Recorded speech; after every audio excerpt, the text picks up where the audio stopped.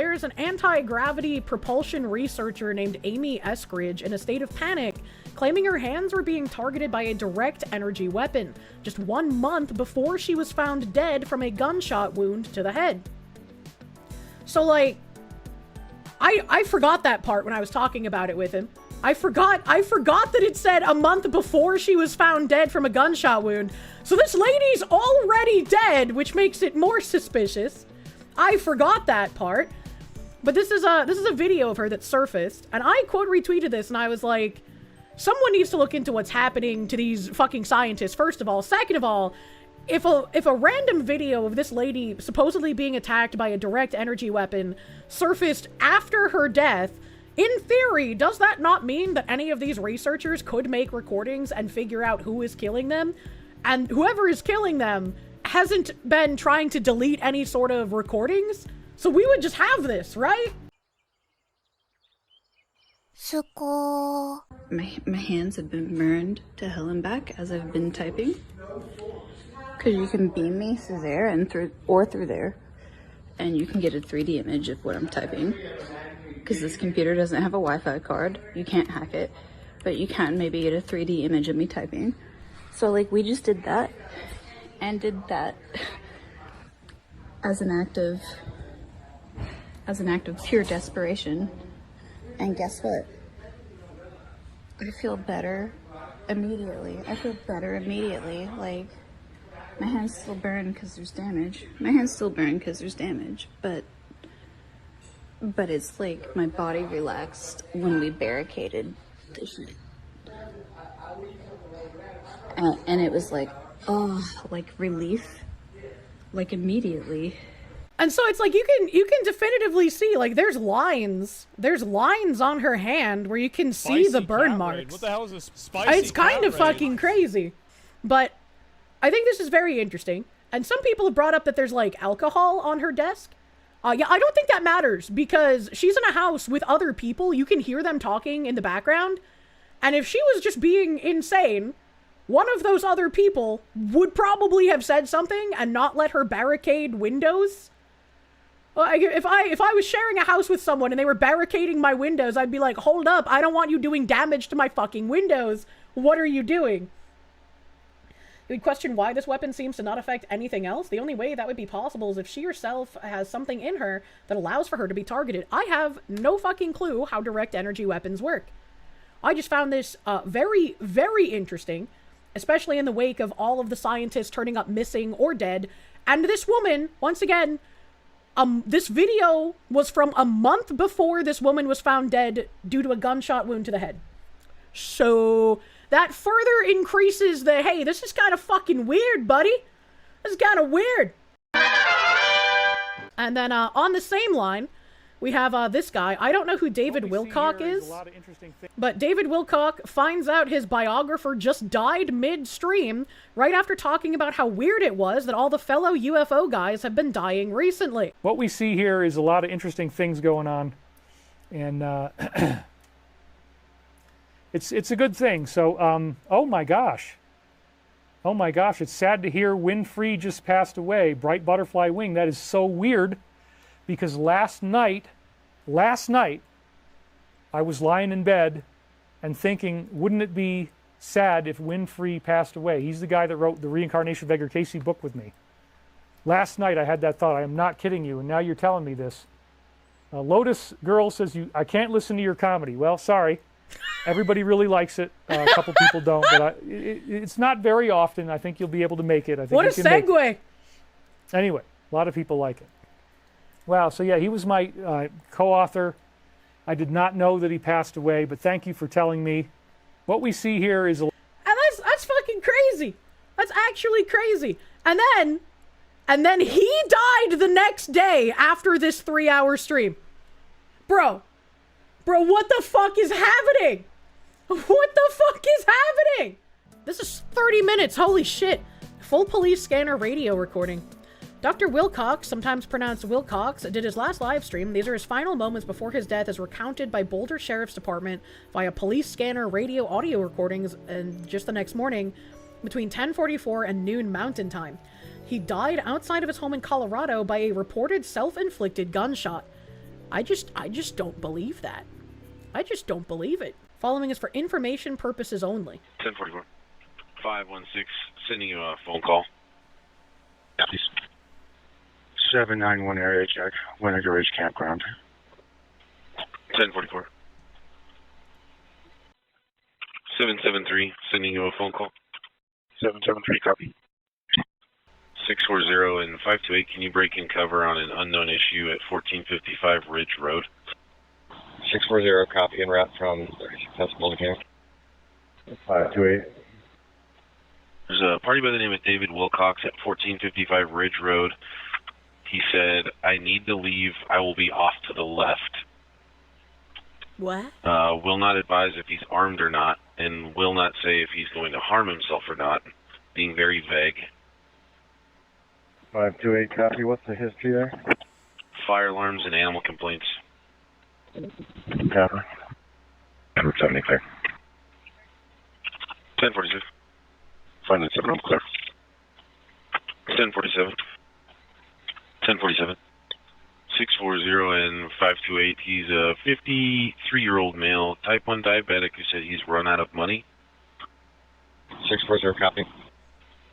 1048. I'll be out with 1 at Coal Creek and Courtney Way. I mean, I know content creation isn't exactly, like, fucking super lucrative for everyone, but he seemed like he had an audience. What does he mean, run out of money? 1049. Bro, 7, I'm code 2. Go ahead. With David Victor, Paul 22 is be the parking lot of Keeping. Can you feel again with the plate? I got David Victor, Paul. David Victor, Paul 22. 1049. 574, I'll take the assist. 574, I think 773 has that. Your cab just might not be updated. Copy, thanks. Thank you, at 1050. 528 arrival. Nope. 640, go lot 2. 640, lot 2. Yeah, I'm just staged at Ridge Road currently. How far out are you? Approximately 5 minutes. All right, looking at Google Maps, it's a long driveway. Copy. And we have fire stage down below. They're staged somewhere. They're not where I'm at. 795 extra patrol. Go ahead. North 63rd and you. 1056. 773 clear. 1058.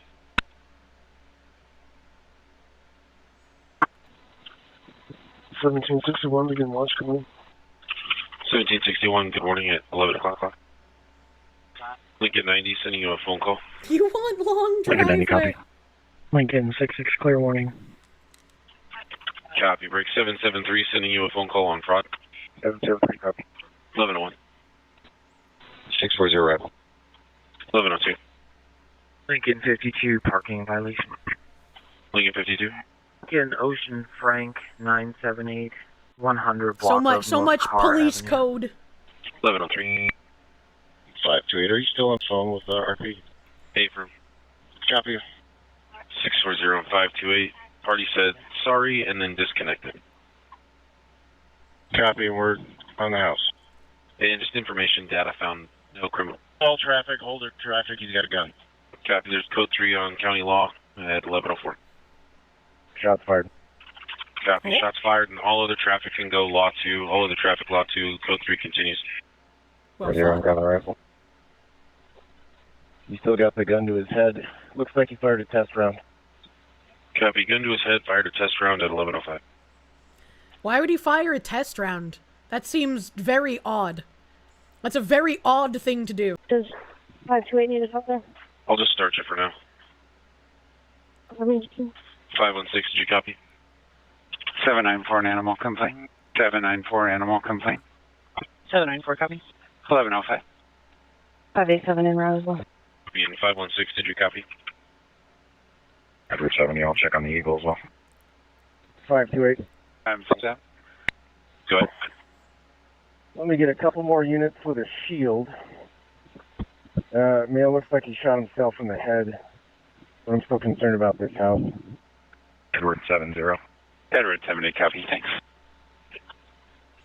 Edward 28, your status and service. Copy. Building en route. Copy 587 has a shield. Party possibly did shoot himself in the head. 474, status and service. 627, I'm breaking en route.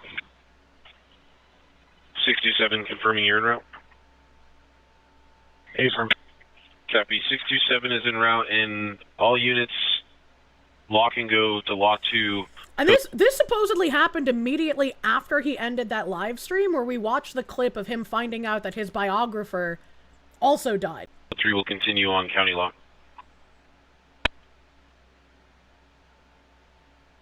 474, did you copy our code 4? I got you now at 1106, break, Edward 28. 407, got you clear 7 at 1107. 528. Go ahead. Good. For the next 2 units, respond emergency. We're going to form a contact team, move on up to the subject, secure the gun, check vitals, break. Go ahead. We'll also need to hold off on the house and clear it. Break. Did you already move everybody to Lot 2? Affirm, we can keep this here, and we've got 3 units heading up. Emergent, 1 with a shield. Copy. I think, do you have the dispatchers for us to move this to Lot 2? Affirm. Let's go to Lot 2 and regular traffic back to Lot. 516, I copy all that, and I am emergent from Lyons. I'll be over on Lot 2. Copy, and all units, we're going to move this operation to Lot 2. All normal traffic can resume on County Law. That's probably about as much as we're going to find out, right? Because if he shot himself in the head, there's not really anything else that can be found out here. But this is a 30-minute call. Discretionary. And he shot himself in the head. Male is outside in front of the house. Evidence, break. Male made moderately suicidal statements to dispatch. When I arrived on scene, he had a gun to his head. He fired off a round. I don't know where he fired it at. Told him to drop it, and then he shot himself in the head. Break. Good. Just come straight into the scene. We're going to get a contact team of a shield, rifle, and hands, and a team to hold on the house, and we're going to do a protective sweep of the house. Break. We have no stimulus indicating there's somebody else inside. There's no visible cars on the property, but I'm not going to risk it. It's a fairly large house, and we're not sure what we may be dealing with inside. Look, man, that's weird to me. He shot himself in the head 27 times. Friend died, money ran out, led to the dome. One of those steps doesn't fit. Yeah, this is weird, man.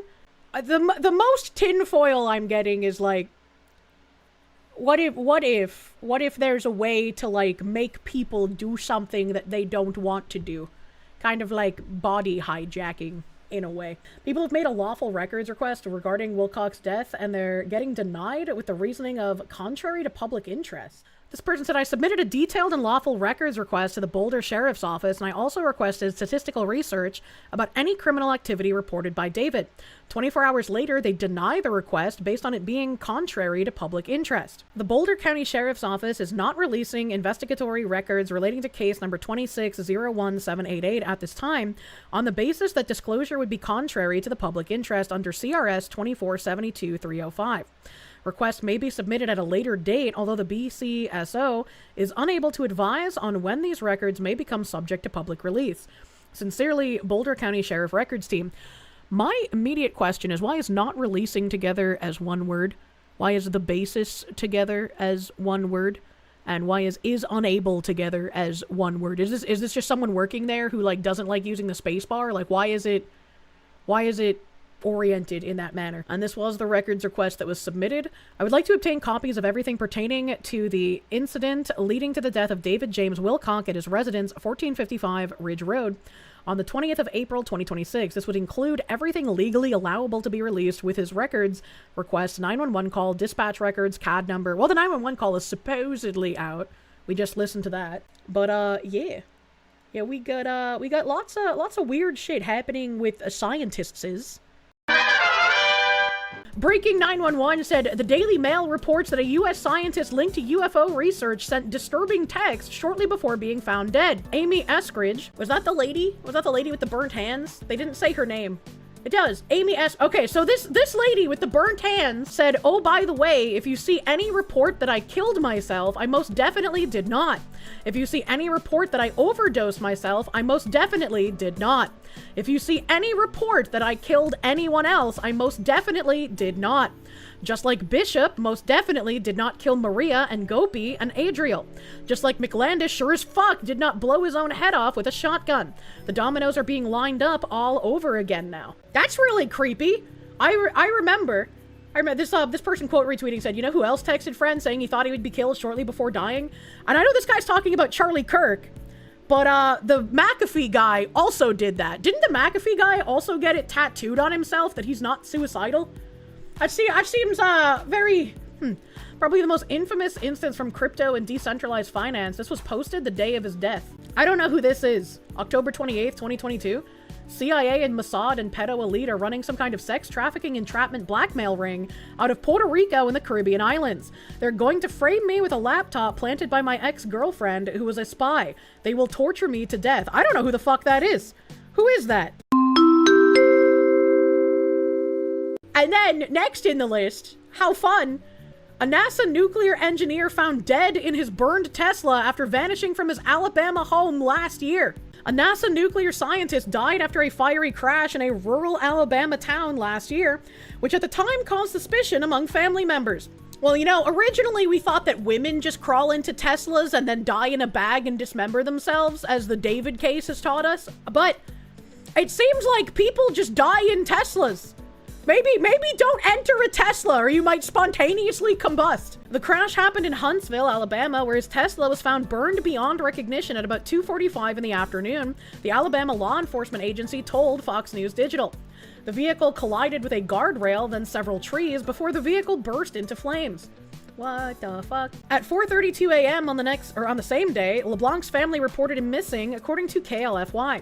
He uncharacteristically failed to show up to his job as an aerospace technologies electrical engineer at NASA, where he worked on nuclear propulsion projects. His body was also burned beyond recognition, and police confirmed his identity 3 days later after his body was transported to the Alabama Department of Forensic Sciences. At the time, his family told KLFY that they feared he had been abducted and that he had left his phone and wallet in his home at the time of the disappearance. Now, knowing what we know from yesterday's interview, I am less suspicious at people with specialized knowledge leaving their phones at home. That seems like a Faraday bag kind of situation, right? He's like, I'm just not gonna have these trackers on me when I leave. Police tracked LeBlanc down using the data from his Tesla Sentry mode and found that his vehicle sat at the airport in Huntsville for 4 hours on the morning of his death. Did any of them work for Boeing? Yeah, it's just like, it makes sense that he would leave his phone behind, but what was he going to do that he had to leave his phone behind is the question at this point. His family said his trip west was not a part of his plan for the day and that uncharacteristically, he was not communicating with them.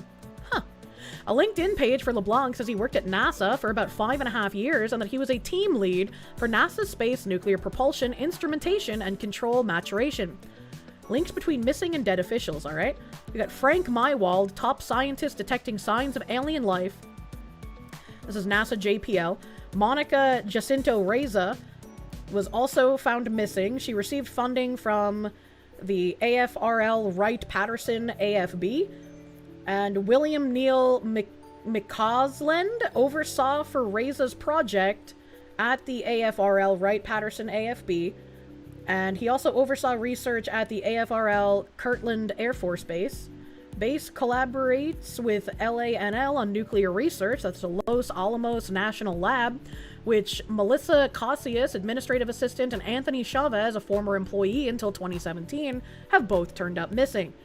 And then there's also a Carl Grillmeier, scientist working on infrared telescopes, and his work found planet with water. And then there's also Michael David Hicks, a NASA researcher found dead, working on deflecting asteroids from Earth. Can I say, working on deflecting asteroids from Earth, This guy found a planet with water. This guy worked on signs of alien life. Kinda seems like maybe not people on Earth are killing these scientists, potentially. Maybe, potentially. David Wilcock was born in Rotterdam, New York, and died in Nederland, Colorado, which to you as a Dutchman is just plain weird. That is kind of weird. Phoenix DS, thank you. His car was hacked and probably remote driven into obstacles to rupture the batteries. That's horrifying to think about. Like being in a car and someone hacks into it and then like just drives it into shit to kill you? What a horrifying way to die. It's more like people are trying to stop US space travel and soon to be colonialism, but there's just a theory, a conspiracy theory. NASA SNP technology would enable faster and more robust transportation for crew and cargo missions to Mars and science missions to our outer solar system, according to the government agency's website. LeBlanc was later a team lead on NASA's demonstration rocket for Agile Cislunar Operation, a nuclear thermal propulsion engine.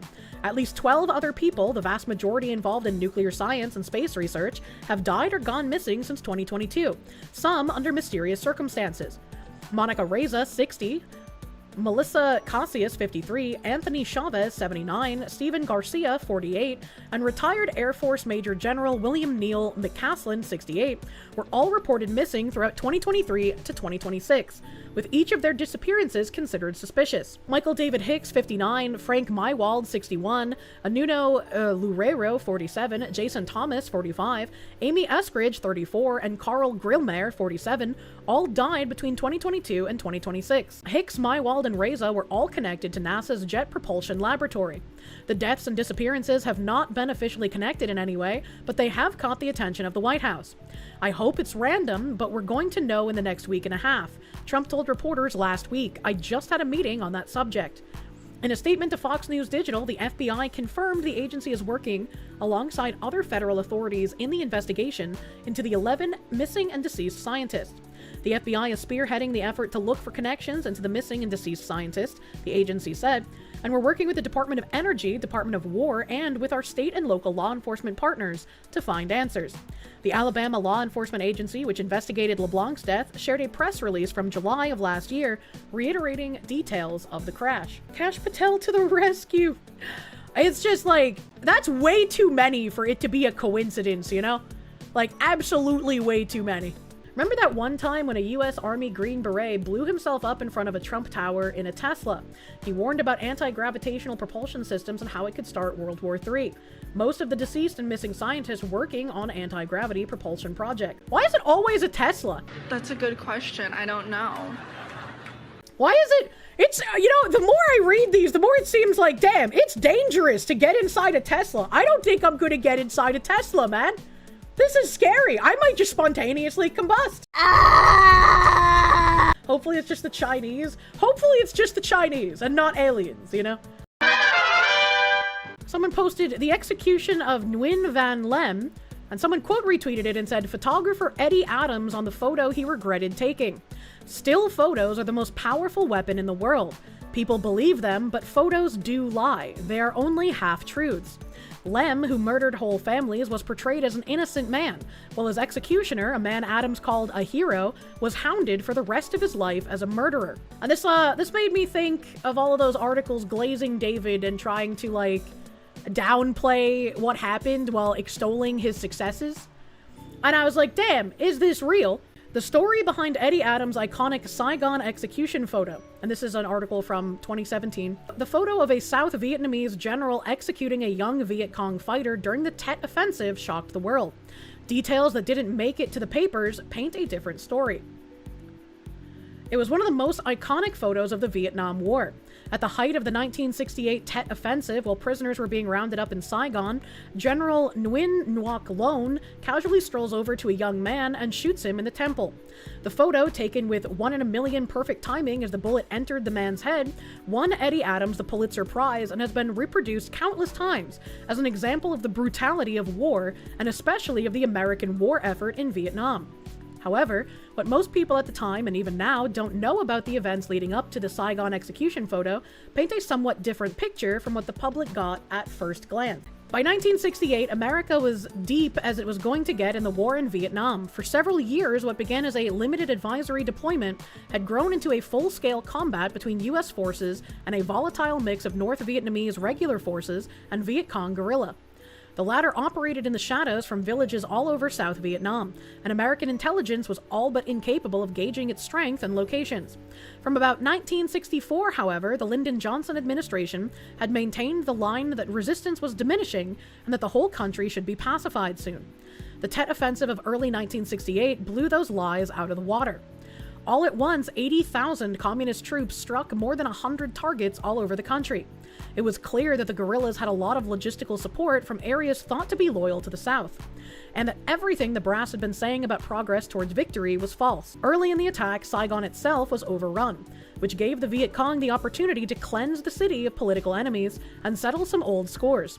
General Lone, as commander of South Vietnam's National Police Force, was part of the effort to retake the city. The first thing to know about General Lone is that he was absurdly good at his job. Universally adored by his men, he had led combat operations against the North both on land and as a pilot, and he had risen to the rank of brigadier general on merit rather than by nepotism common in the Saigon government.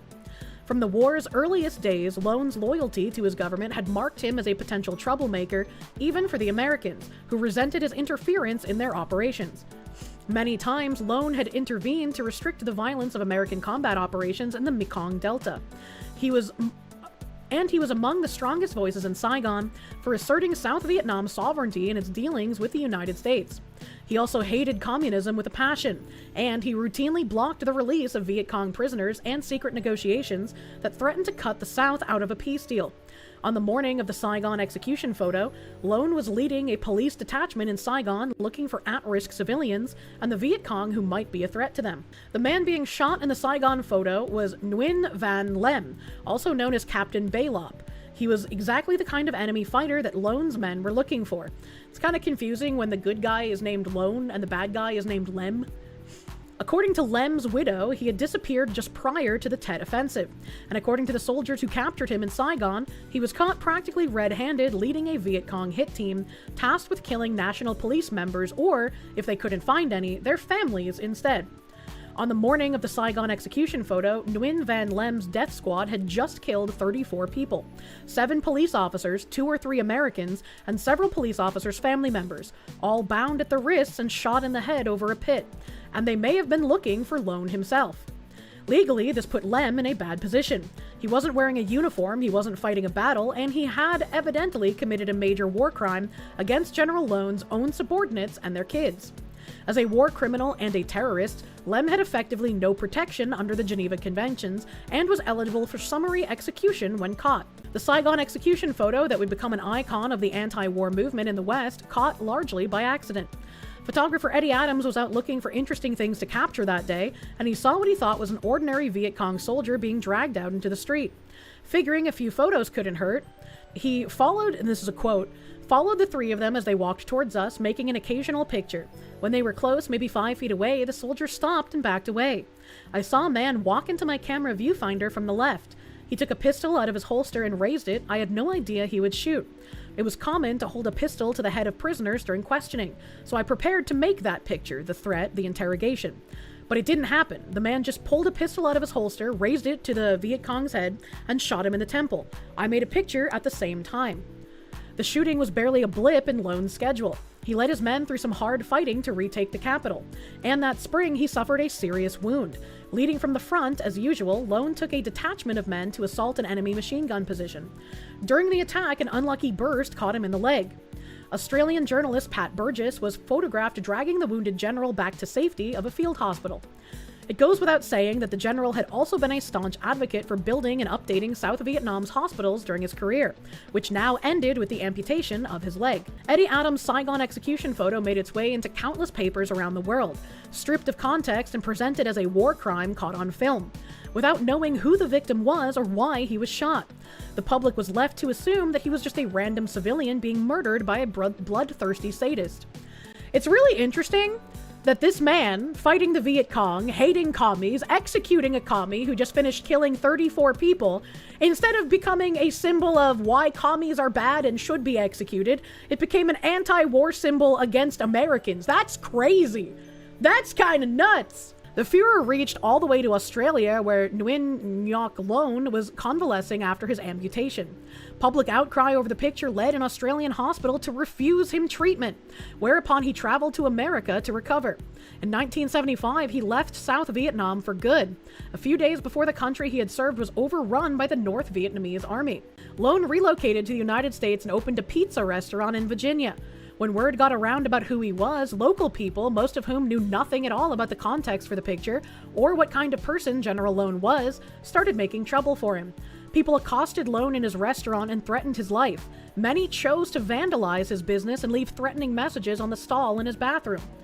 Nguyen Ngoc Loan closed his restaurant in 1991 and died of cancer in 1998. He was 67 years old. There were people who believed the mainstream narrative to the point of bullying this immigrant who fled war, had an amputated leg from fighting commies in the war, and set up his own pizza restaurant. That's kind of fucking wild. Fucking hippies, yeah, journalists are evil. And where was this photographer to, like, correct any of this bullshit? Like, even if the photographer said, like, he like, regrets things, like, what? Why didn't you speak out? Why did nobody defend this man? You don't hate journalists enough. I hate it. Survey shows shocking number of Long Islanders believe Jews need to move on from exaggerated Holocaust.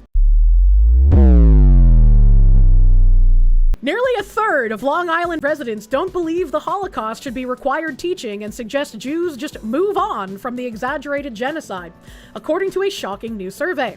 The survey of roughly 400 Long Islanders revealed that a disturbing number of Nassau and Suffolk County residents believed Holocaust deaths to be exaggerated, with even more outright opposing the horror be part of required curriculum in schools. The survey is intended to provide a roadmap for all of us, regardless of faith or ethnicity, because indifference or ignorance of how the Holocaust occurred threatened everyone, said Stephen Krieger, a Long Island-based real estate developer who helped fund the study conducted by national conservative pollster McLaughlin Associates. The findings, released on the anniversary of the liberation of the Buchenwald concentration camp, revealed that roughly 15% of respondents either straight up believed the Nazi genocide was exaggerated to some extent, or refused to answer the question. Can I just say, shocking number, and it's 15%. It's 15 fucking shocking number. About 30% said they don't believe the Holocaust education should be required to be taught in public schools and that Jews should collectively move on.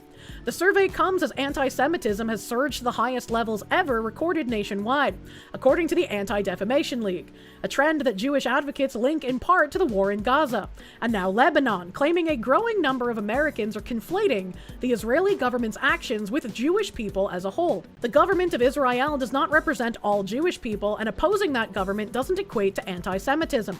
But what we are seeing is a conflation of the two where people automatically associate all Jews with the actions of Israel. And I believe that is causing real anti-Semitism from extremists whose gripe is really with a foreign government, an activist from Jewish Voices for Peace told The Post after viewing the survey. Now, what in the fuck does people's attitudes towards the Holocaust have to do with what current year Israel is doing? Like, what?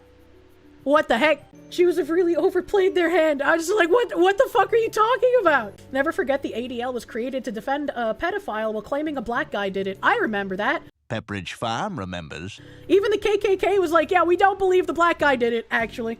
Gloria Sesso, president of the Long Island Council for Social Studies, which co-sponsored the survey, said, "It is inconceivable that there are those who would propose that Jews move on from the Nazis' final solution." Well, I mean, they're still here. It wasn't actually final, right? She said it's irresponsible to suggest the Holocaust is not relevant for classrooms and that the results of this survey should be a wake-up call for educators across the nation, especially during a time where hateful online influencers, such as the Groypers, are taking over young people's feeds. I think where I would disagree, right, is like, it's obviously important to still teach about this happening, but I think, like, instead of 5 years of Holocaust education in the United States, we should maybe learn about more than just that, right?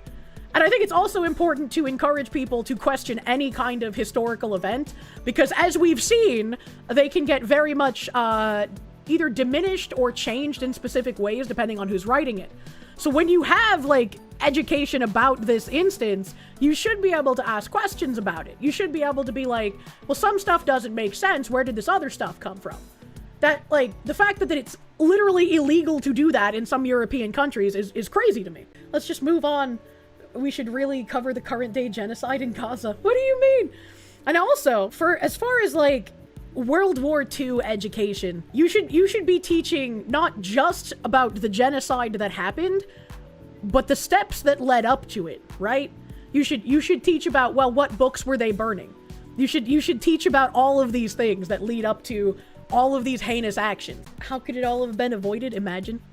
World War II only gets covered for about 90 minutes of class time in New York State, leaving plenty of room for hateful misinformation to flood their timelines without challenge. That's crazy. I could not imagine only getting 90 minutes of World War II coverage in general. We had years of this in the curriculum at my school. Dr. Bill Tinglin, an educator and author of the Holocaust book, One of Humanity's Darkest Hours, called the polls' disturbing findings dangerous. The world must remember, Tinglin said.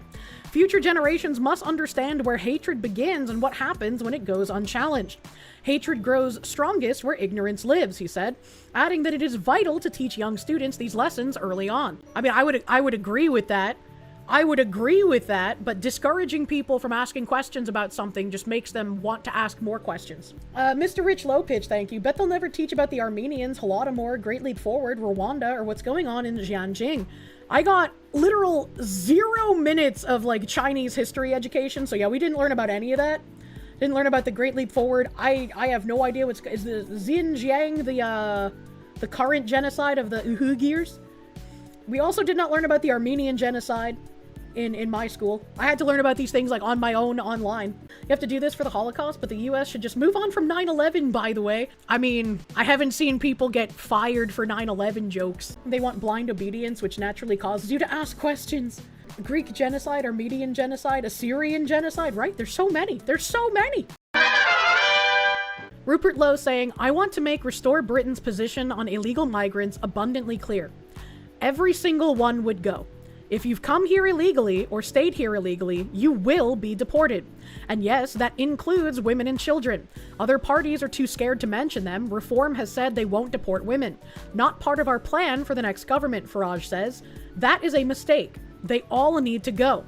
It won't be particularly pleasant viewing, but it needs to happen. Restore Britain has produced and released the most comprehensive policy on mass deportations ever devised in British history. A version for legal immigration is currently being worked on, setting out our vision for the Red List. What we are recommending to implement is an unprecedented level of removal. Along with our changes to legal immigration, millions will go. When I first started talking about this in Parliament, it was heresy. I was insulted and abused. Reform tried to put me in prison because of it. My home was late-night raided by armed police because Farage didn't like the fact I wanted to deport Pakistani rapists. I stand by every single word I said. Millions must go. Under a Restore Britain government, millions will go. I promise you that. And I can only hope that the Brit-bongs elect this man and get many Restore seats to actually enact his policy. Justice Department announces it's readopting firing squad as a means of execution. The Department of Justice on Friday directed the Bureau of Prisons to expand death penalty protocols to include pentobarbital injections and firing squads as a part of broader actions to strengthen the federal death penalty.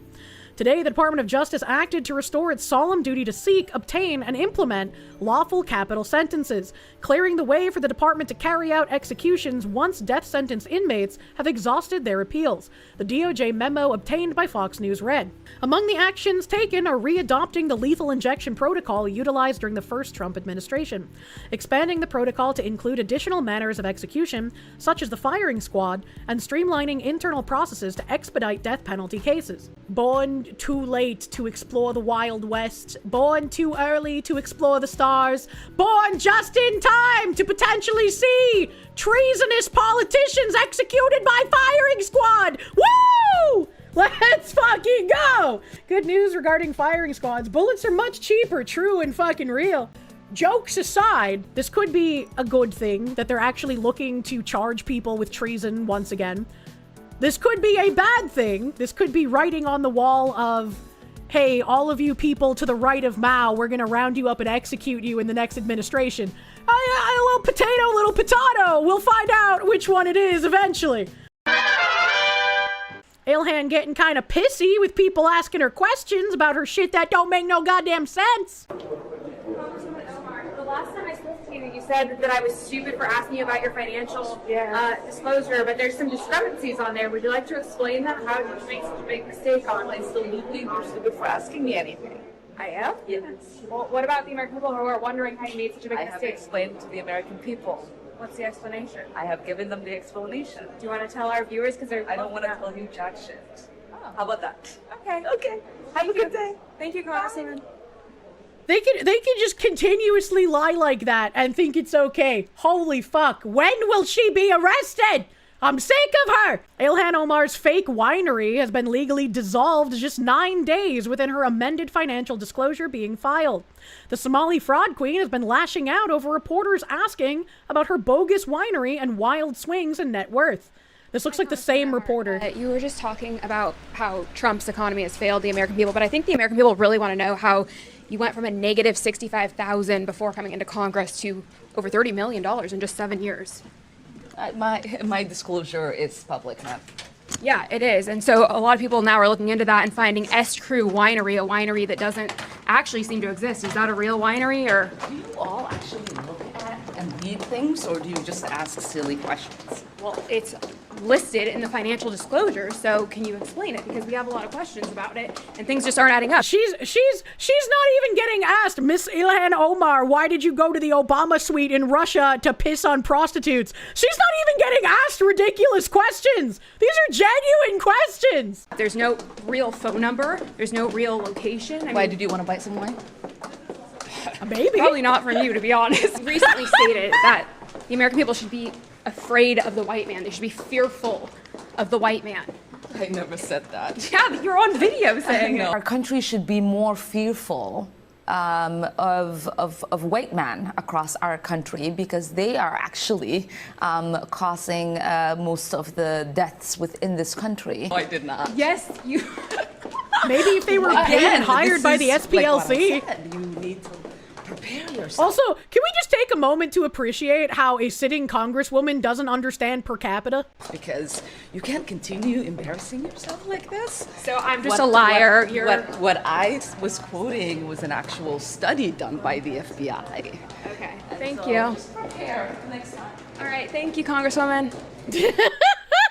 Oh man, journalists haven't cut it out for themselves trying to get any answers out of this dumb bitch. Somali Representative Ilhan Omar just refused. She is a Somali representative. She's not a United States representative. Refused to show up for a Minnesota fraud hearing to answer questions about her involvement in the massive Feeding Our Future fraud scheme. She's panicking. And I was like, damn, that's crazy. I feel like I need an article on this if she actually just fucking dodged.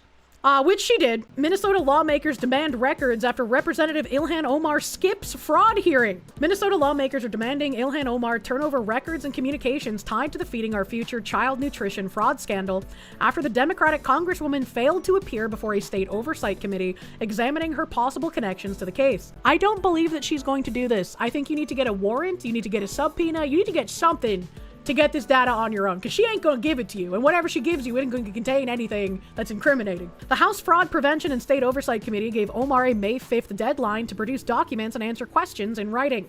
Committee Chair Rep. Kristen Robbins, a Republican who represents the Northwestern Twin Cities, said Omar did not respond to the committee's invitation to testify and has so far failed to provide any documentation. I cannot wait for Ilhan Omar to get deported, holy fuck. The fact that she ghosted us, she would not even respond to multiple inquiries to a state legislature where she used to serve. I think it shows disdain for Minnesota taxpayers that she's unwilling to even answer these questions. I think if people couldn't tell that Ilhan Omar had disdain for Americans in general, not just the Minnesota taxpayers, You're probably not intelligent enough to actually be voting. Robbins is seeking Omar's written and electronic communications with the convicted owners of the Safari restaurant in Minneapolis, a venue where Omar was a regular presence and held campaign events, as well as communications with more than a dozen individuals convicted in the Feeding Our Future scandal. News Nation first reported on the Safari restaurant's alleged role in the scheme last November. Robbins also accused Omar of authoring the legislation that created conditions fraudsters were able to exploit, which she admitted this on video. We watched a video of like a news interview she was given, and she was like, well, it's the way that this policy was set up with no guardrails that allowed them to take advantage of it. And it was like, you Congress lady, you were the one who wrote that. Flashback. I think what happened is that, when you have these kind of new programs that are designed to help people, you're oftentimes relying on third parties to be able to facilitate. And I just think that a lot of the COVID programs that were set up, they were set up so quickly that a lot of the guardrails did not get created. Can you shed any... It was your fault for making the systems too easy to take advantage of. It's not the Somalians' fault for doping you. Like I said, it's an incompatible cultural value. They believe that if you can take advantage of someone, that is your right and you have done a good thing for yourself and your family. End of flashback. She created the conditions that allowed all these bad actors to come in and bill for thousands of meals a day, Robbins said. One little tiny restaurant serving 5,000 meals a day, 7 days a week, it was incomprehensible numbers. The committee chair said Omar also ducked questions from reporters. The American people, and certainly the taxpayers of Minnesota, deserve her to come and answer these questions. If she had nothing to do with it, if she had no ill intent, if she had no idea, she should come and defend that. Cars, fine jewelry. All these lavish things allegedly bought by Minnesota fraudsters with taxpayer money intended for hungry children. New documents obtained by News Nation show hundreds of millions of dollars worth of funds were spent in the fraud scheme engulfing Minnesota's social services programs. The case prompting an investigation by the House Oversight Committee. The chairman of that committee, Congressman James Comer, telling me he thinks that this could potentially be an organized scheme and expanding beyond Minnesota. How fucking far behind in the timeline are these fucking news people? What do you mean possibly expanding beyond Minnesota? We've already seen the fraud in California. It feels like not enough people are talking about the fraud in Maine. Fucking Jubbaland ass bullshit.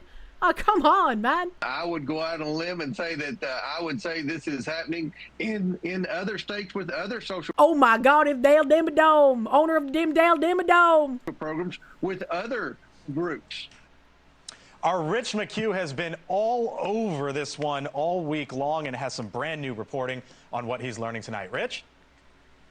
Hi, Blake. Yeah, finally we were seeing firsthand how they were spending these millions and millions of dollars of taxpayer funds that were bilked from Minnesota and from the welfare scandal there. And let's just say that they were living large and they were burning large amounts of cash. You know, when these indictments were first announced in September 2022, it was shocking even then. They used this money that was supposed to be used for feeding children to buy houses in Minnesota, resort property and real estate in Kenya and Turkey, luxury cars, commercial property, jewelry, and much more. But now these documents we've just obtained reveal the scope of this. You know, hey, we've seen that bed in a video before. There's video of them popping champagne. They bought waterfront properties, real estate, in fact, entire buildings in Kenya, Porsches. These scammers were young and filthy rich, texting each other pictures like this. A box full of cash in this case. It's $250,000. And texting, you are going to be the richest 25-year-old, inshallah. I remember reading that before, too. To China and to Kenya. One text, they said, please send 1,000 to Mogadishu Bakara, which appears to be a reference to a market in Somalia once controlled by the Al-Qaeda affiliate Al-Shabaab. Also the site of the 1993 Black Hawk Down incident where we lost 18 service members. Now, Treasury Secretary Scott Bessent, he said they're investigating and they're going to try and find any links of this money going to Somalia and to Al-Shabaab. And just this morning, he said they're going to be looking at more scrutiny on all monies going back to Somalia. Blake? And I hope that's true, man. I would like to see the fraudsters caught and actually delivered justice instead of delivered to freedom by fucking activist judges, man. I'm kind of sick of that. Send Al-Shabaab to Shibalba. Ronald Reagan understood this well to some of our, let's just say, parents who are in the back. Okay, we'll address Ronald Reagan from your generation. Don't he understood this well. Ronald fucking Reagan. What are you, he American famously dad? said, right, you can travel to Italy, but you would never be an Italian. You can travel to France, but you'll never be a Frenchman. You can live in Germany, but you would never be a German. You can pack your bags and live the rest of your life in China or Japan, and you will never be Chinese or Japanese.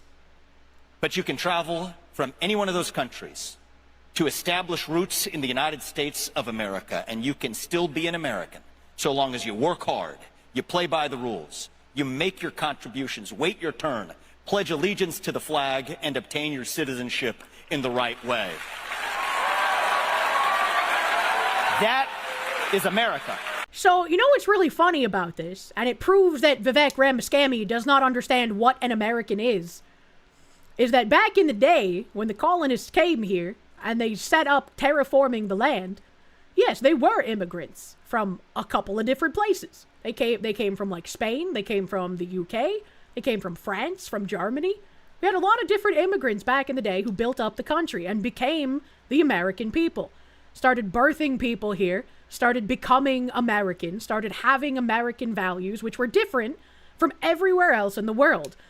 And the true testament here, Vivek Ramaswamy could travel to New York.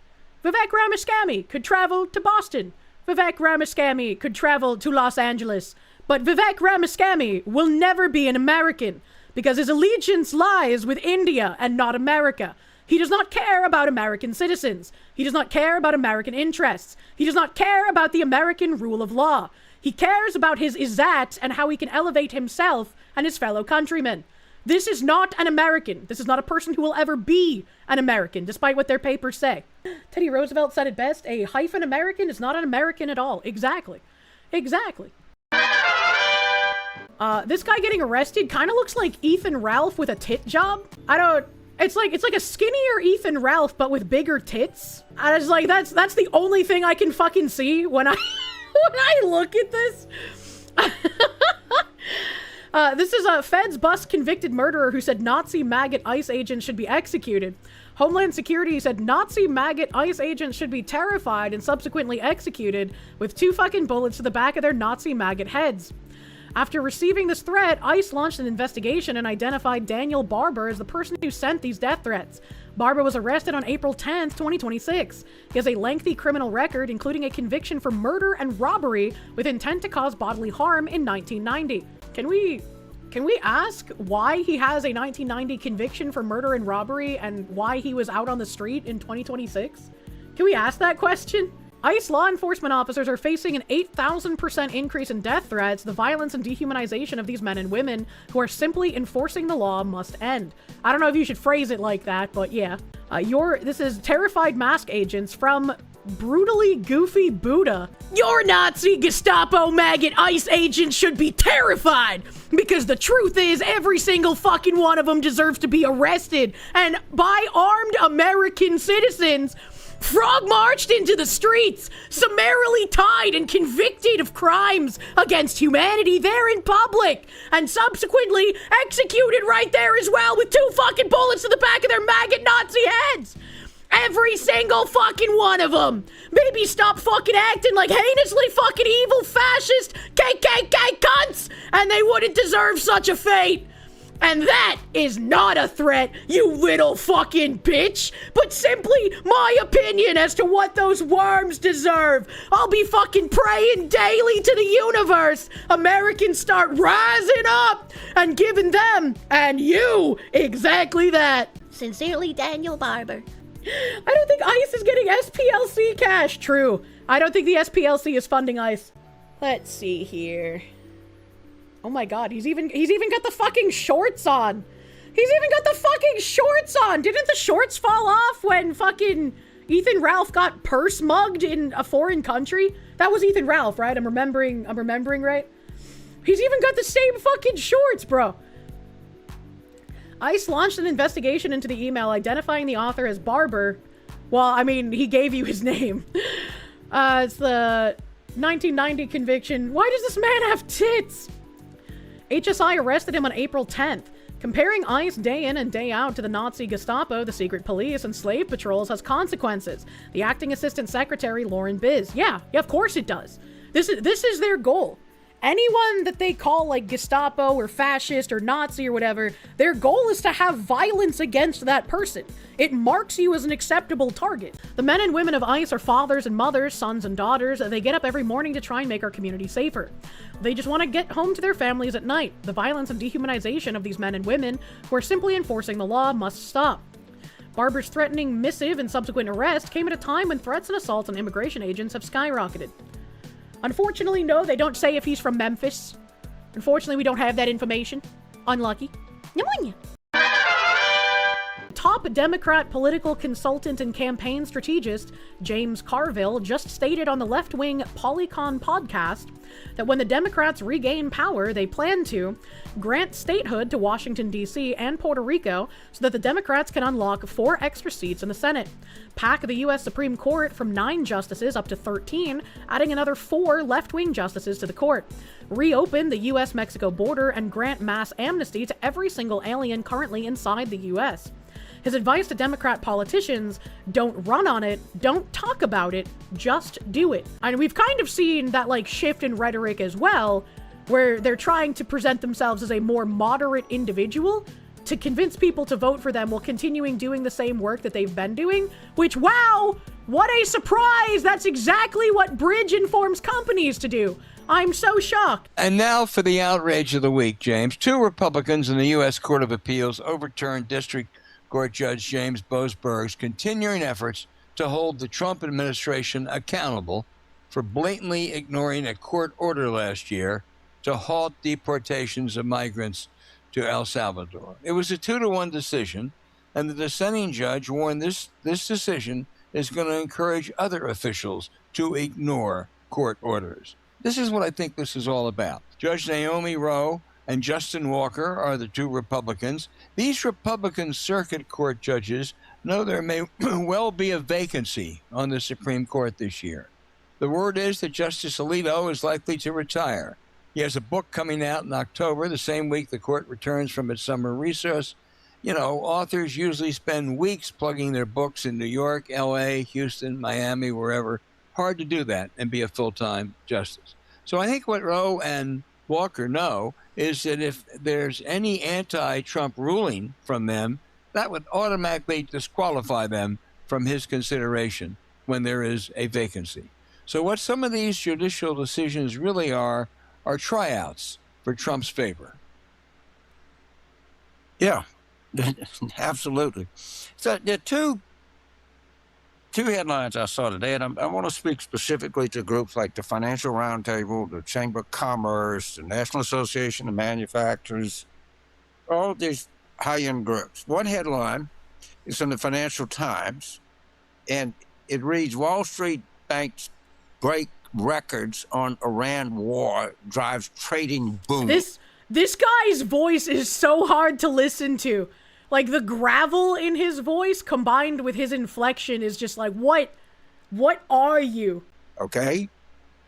This is from the Financial Times. That they're making more money on Wall Street as a result of this war than any time they have before in a comparable period. This from something called Oil Price, which is an oil industry publication. This is not any kind of environmental things. World's top oil companies to rake in extra $234 billion in war profits. Now, my point is this. This is all going to come out. People are feeling this. It's not just a talking point. The middle class is getting crushed. The oil companies are experiencing record profits. Wall Street banks are experiencing record profits. If you don't come up with an idea how to reallocate some of the fruits of capitalism, then people are going to come up with the idea for you, and you're not going to like it. No, I don't think we actually need to redistribute the wealth. I think that makes you a communist fuckwit, actually. But I'm telling you, that when you have something this idiotic like this war that's driving trading profits to an all-time high and driving all company profits to an all-time high and driving a majority of the American people in a financial ditch, be aware change is coming. What I would suggest that you do is get on the right side of the change and start formulating policies that you can exist with that go toward reallocating this. But this is the right side of history, my brethren. Not going to keep up, people. I'm not although I got to tell you, I'm becoming a little more left-wing economically about a month. This guy's espousing communist BS. He's like, I gotta be honest with you, I'm becoming a little more left-wing. You don't say, Grandpa. I'm hardly, well, a lot of these people are, but... Oh, hell by the day, James. They're going to have to do something because something is going to get done to them. And when all of the corruption and the profiteering comes out, people are going to, they're not aware of how big it is. They know it's out there. It's bigger than you think. The other thing I was going to do, but I'm not going to do it, but I highly recommend in the New York Review of Books to read Bill McKibben's article on Stars and Stripes. It was leaving my outrage. They're trying to destroy Stars and Stripes. It's been around. It's a military newspaper. It's been around since the Civil War. Patton tried to screw with it. Eisenhower himself said, leave Stars and Stripes alone. They do these cartoons and everything. And they're coming after that. And as journalism ought to be, and McKibben's not around or anything, but the article is really worth reading. They don't even think the soldiers can able to read for themselves. It's really that bad. I guess they figure if they can start to destroy the Naval Academy and the Military Academy at West Point, why not go after Stars and Stripes? Because that's what they're doing to the academies. They are. What?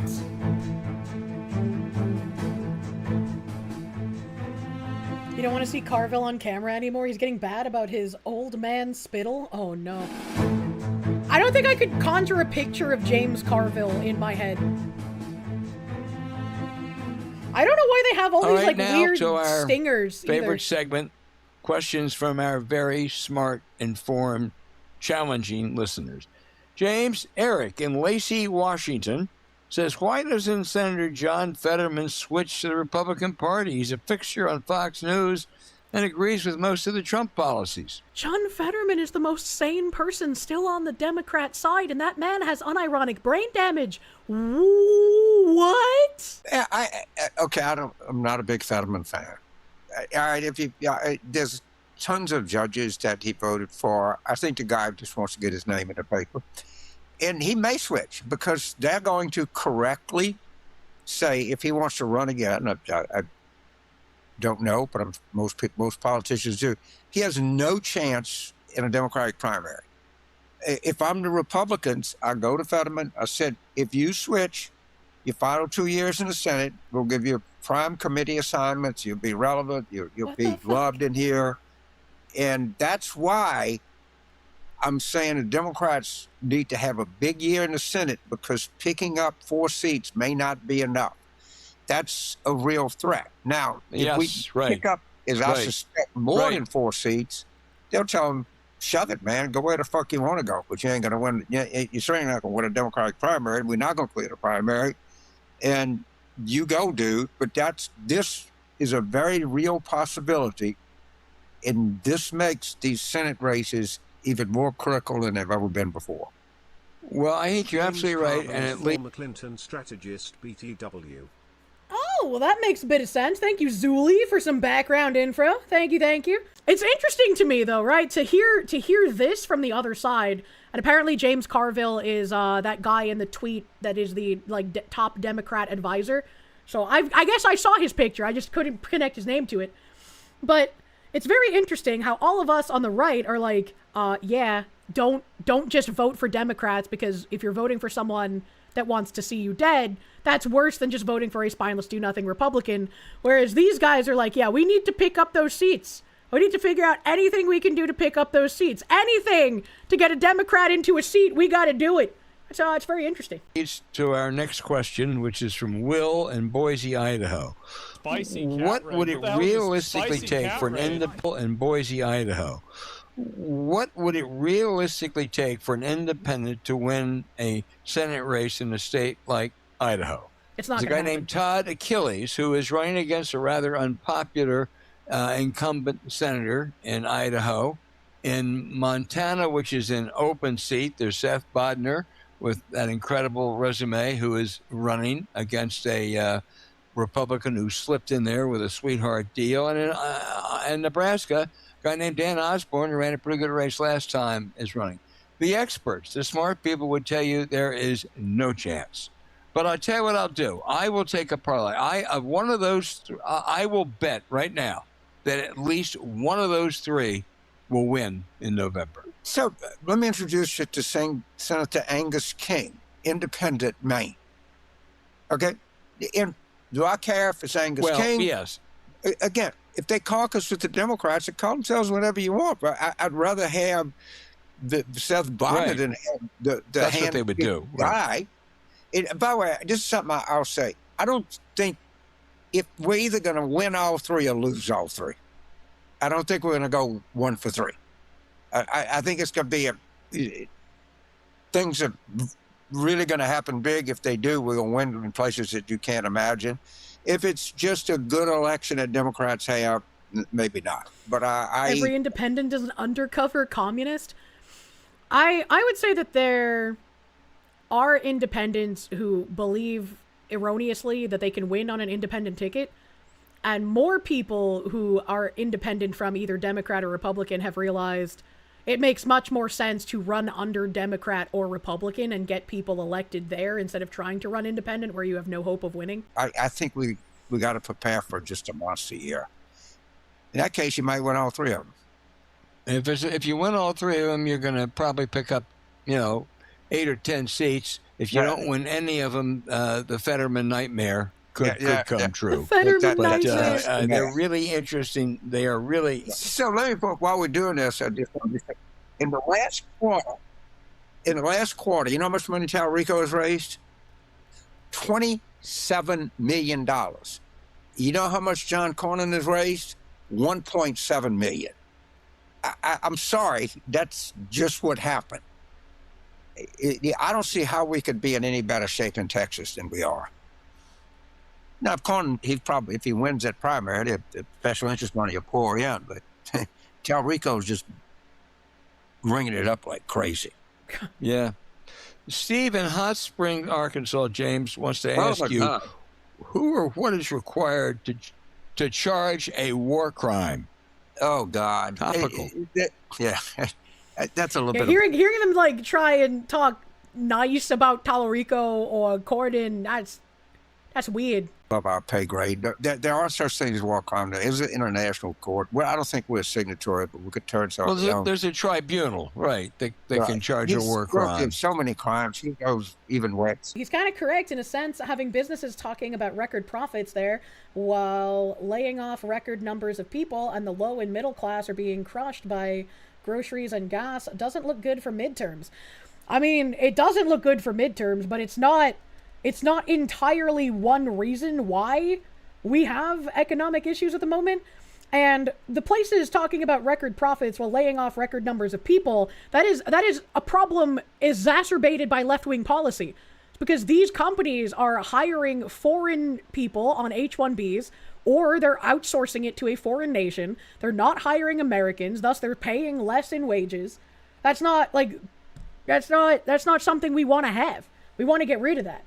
I probably should have picked another question, but I do think, James, that if he's charged by the International War Crime Tribunal, of which we are not a member, what it would mean, there's certainly a case, and it would mean that he just can't travel anywhere. Tom is in London, UK via Naples, Florida. London! Tom, you travel a lot. If Democrats turn to power in 2029, should they use the Bannon approach to flood the zone with a corrective implementation policy using their majority to simultaneously enact a myriad of structural changes to save our democracy and preserve our rights? Tom, I got some thoughts about what the Democrats should do. They return to power in 2029. But I haven't thought it through You thoroughly. think he slurred our rights? Our rights would make a lot more sense. It would make a lot more sense. It's still a very commie gobbledygook sentence, but preserve our democracy and our rights makes more sense. Yet.